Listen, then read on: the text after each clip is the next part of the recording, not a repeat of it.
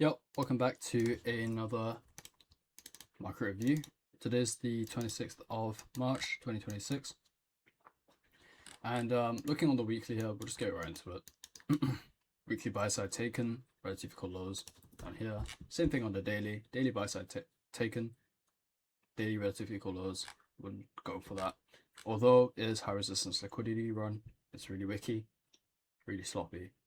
And overall, for me, I don't want to trade this using my capital sort of thing, and also takes away from your mental capital as well. So that's why I'm not using my live funds, but well, not live funds, sorry, prop firm funds. I'm just not risking any capital on this market right now. On the daily, if we zoom on an ES, we have a fair value gap here. Apologize for it being messy. Fair value gap here. And that's kind of basically it, apart from that and the sell side.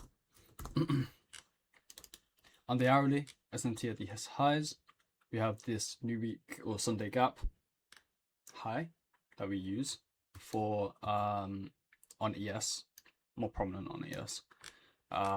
We take out buy side here, SMT at the highs. We go below these lows. This is a structure shift, but there isn't a fair value gap, so we can't really use that as a framework of any sort. We could just expect it to go lower. Why? Because we're taking out these relative highs here, and that's our buy side. Didn't end up doing too much. Goes to 15-minute on ES here. We'll sort of zoom in. If we look at these, we do leave relative equal highs up here, so that could be a draw for later, but we're just having that there. It's not really that significant for today since we are bearish. We come lower, lower, lower, structure shift right here, and we didn't manage to get into a fair value gap, but on the hourly, if you look on the hourly here, we do there. So I guess you could use that as your structure shift. Just about buy side here. And then we end up coming lower, making this range. You could use this this range here because, well, you don't really wanna you wanna anchor it to the most significant swing high before the down move. In my opinion, I still kind of think it's this one because this is the one that started it. But yeah, you could use this as an anchor as well. Either way, we'll use the cleaner one. I'll use this one, right? Hourly, during New York session, we went higher first as our Judah swing, taking out these relative equal highs here. You can use this.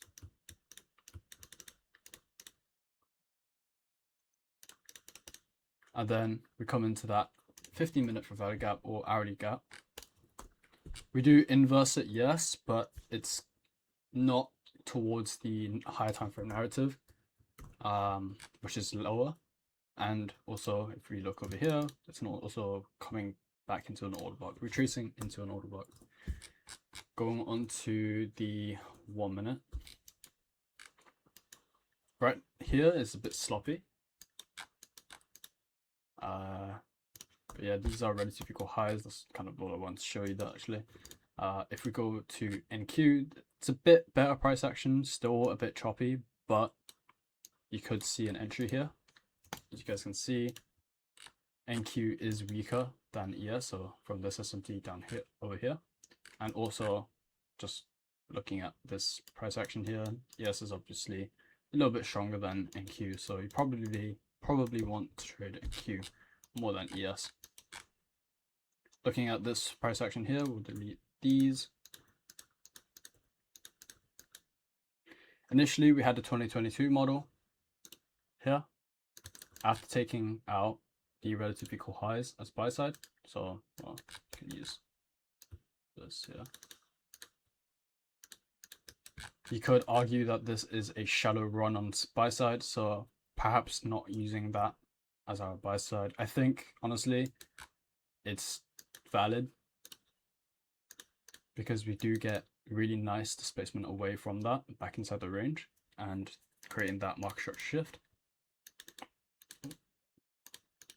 And we also get a fair value gap. So I actually did enter that initial short. Got stopped out because in my opinion this is a shallow run, so that's fair. We come higher again, we're building up buy side, relative equal highs, fair value gap after sweeping, and also a market structure shift there. And then we get a run up into that fair value gap, and we end up coming lower after consolidating around here quite a bit.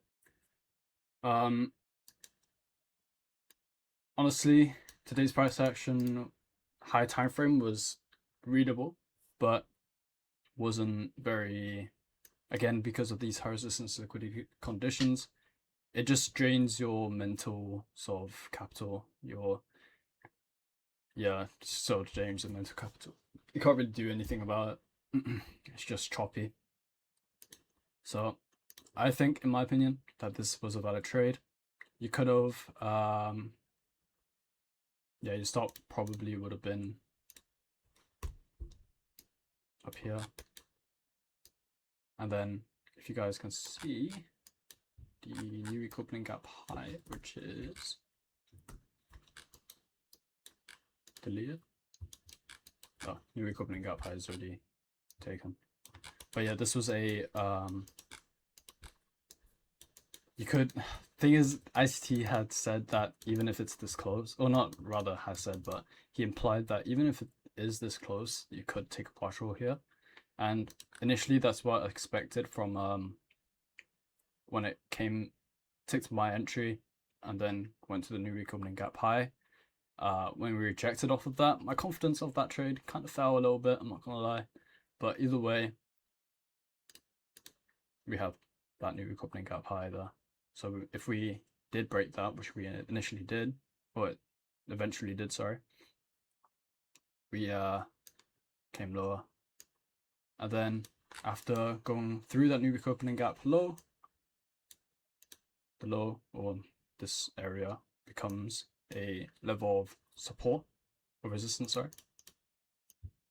And you guys can see it sort of reject there. But honestly, you couldn't really have taken anything there. So, oh, hello. What did we tell? It's an algorithm. Anyhow, but yeah, this is basically what we did for the day. If we look on ES, much more prominent in terms of the initial retracement higher. New week opening gap, we used it as support.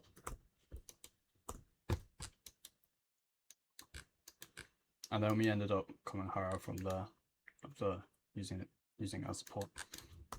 To take out what? To take out the relative equal highs for buy side.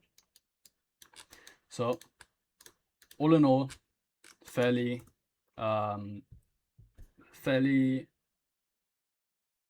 decent price action.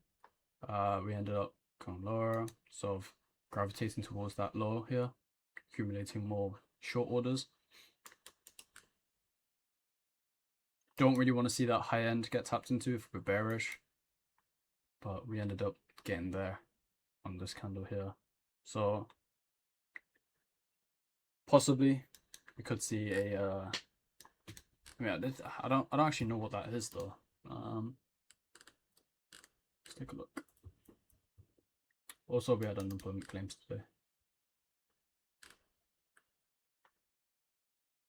Hour 25 minutes ago, that sounds right. I think that was the news. Yeah, I think that was what this is. So yeah, so basically the end of the market review. Really interesting how we used that Sunday gap opening, but I really like this. It's so nice. We still have the relative equal lows for sell side. Or you could really use this sell side here, but anyhow, we have these relative equal lows here, and you can use that for sell side as well. So anyhow, hope you guys enjoyed that market review, and see you guys in the next one. Probably tomorrow. What news we have? Tomorrow's Friday, and we have 10 a.m. consumer sentiment. Anyhow, good luck, good trading, peace.